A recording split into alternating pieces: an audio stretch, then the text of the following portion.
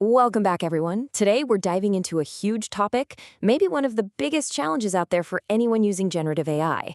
How in the world do you manage the risk? It's a problem that can just cause total paralysis, but if you get it right, it can actually become a massive strategic advantage. All right, let's get into it. So, I want to start with a pretty direct question, because it really gets to the heart of the matter. If you're still just leaning on your traditional security tools to handle AI, you're missing a huge piece of the puzzle. So what exactly is slipping through the cracks?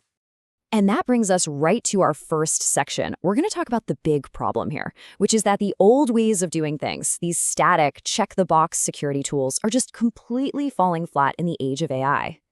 So the very first thing your old tools are missing, it's something called shadow AI.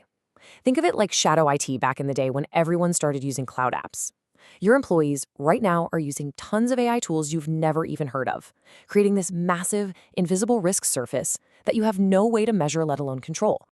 And here's the real fundamental mismatch. Your traditional security tools are built for a world of rules.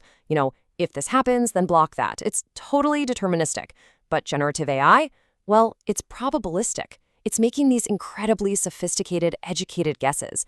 And that means the old tools either scream with false positives all day long, or even worse, they completely miss the new stuff, like model hallucinations or these really clever prompt injection attacks. Now, this is a really cool idea. I want you to think about this concept of a rotting risk score. The second you deploy an AI model and give it a risk score, that score starts to go bad. It's because the model is constantly changing, learning from new data, and attackers are dreaming up new ways to break it. So that score you calculated yesterday, yeah, it's already useless today. And this slide just lays out the shift we have to make perfectly. We have to get away from this old, static mindset of doing a risk assessment once a year. It's too slow, it's siloed.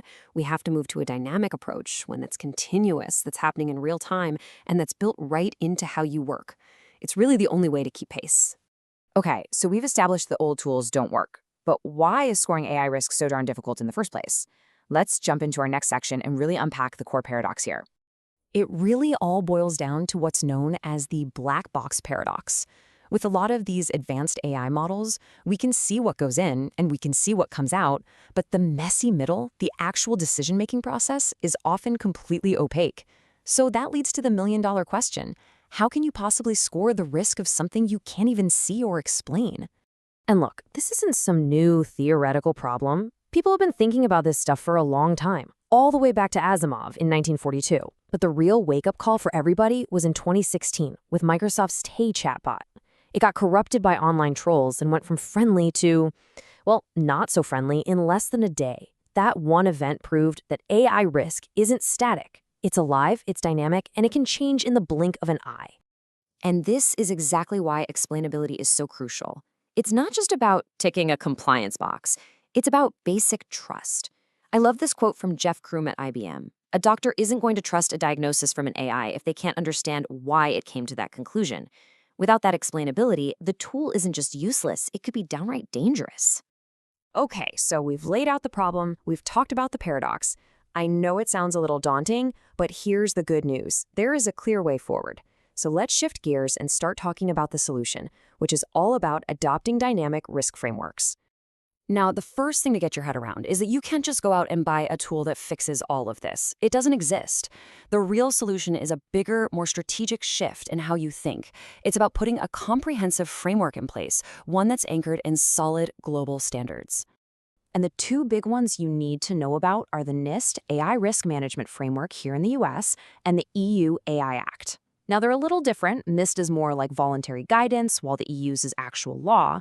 But you know what? They both give you an incredible roadmap for thinking about risks in different tiers and building the right controls for each. So what does this actually look like day to day? Well, the core of dynamic scoring really breaks down into these 4 key steps. First, you're constantly monitoring the inputs and outputs. Second, you're automatically detecting when the model or the data starts to drift. Right there, those first 2 steps are the antidote to that rotting risk score we talked about. They keep it fresh. Then third, you automate your red teaming to find the holes before the bad guys do. And finally, number 4, you tier the risk based on context.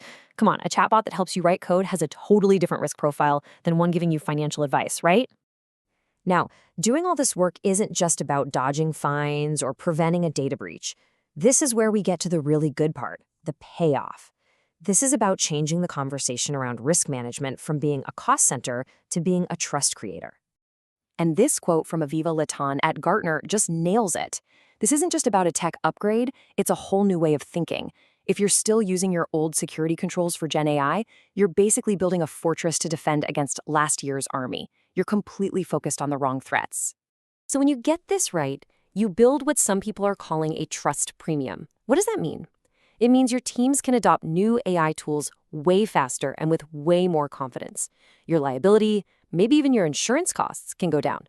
And at the end of the day, you get a huge competitive advantage because you can innovate safely while your competitors are still stuck, paralyzed by fear. And this chart just puts it in black and white. Look at the massive cost of doing nothing, the fines, the breaches, the damage to your brand. Now, look at the value you create when you build trust. You get speed, you get innovation, you get market leadership. The choice is, well, it's pretty obvious, isn't it? All right, for our last section, let's look just over the horizon. Because just when we're starting to get our arms around today's AI risk, the technology is already evolving into something totally new. Let's talk about agentic AI. So what is agentic AI? Put simply, these are AI systems that don't just answer your questions, they take action. They can autonomously execute tasks, talk to other systems, and actually do things in the real world to achieve a goal you've given them.